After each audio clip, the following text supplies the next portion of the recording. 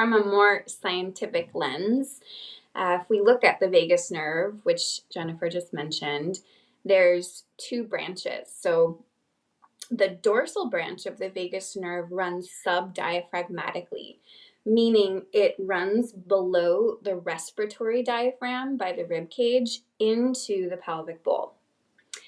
And so the dorsal branch creates a sense of that parasympathetic activation, the rest and digest, the recalibration, relaxation, down regulation that we need to feel grounded. And these two branches don't function in isolation of one another. So they actually work in relationship in a rhythm. And the ventral branch, which is what gives us a sense of safety and connection and co-regulation, can't actually function optimally without there being that dorsal branch activation and online. Now, when we have trauma, and oftentimes, yes, I'm working with people who have trauma to their pelvic bowl, whether it's a birth injury or a boundary violation or a fall, an accident. Those certainly fall under the category, right, of pelvic trauma. But what you'll find is that actually, particularly when it comes to relational trauma, that does impact our pelvic floor, our pelvic bowl, because the dorsal branch is not only responsible for that relaxation and the grounding that we get from being in our pelvic bowl, but also the freeze response, that immobilization in the body, this really adaptive, intelligent response to trauma that says we have to be still and be completely quiet, coming back to that pelvic bowl jaw connection, right, in order to stay safe.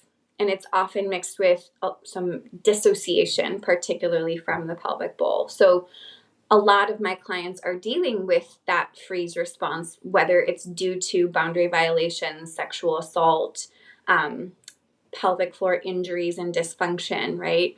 And so we do want to remember that this is a provocative space, and shame is going to come up. If you have trauma, you have shame. That's sort of how it goes, right?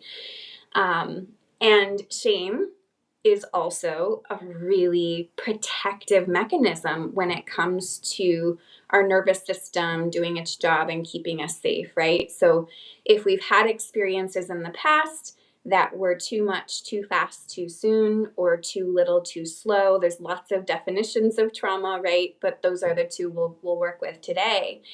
The shame brake, if you think of it as a brake, kicks in as a way to keep us from having to experience that again.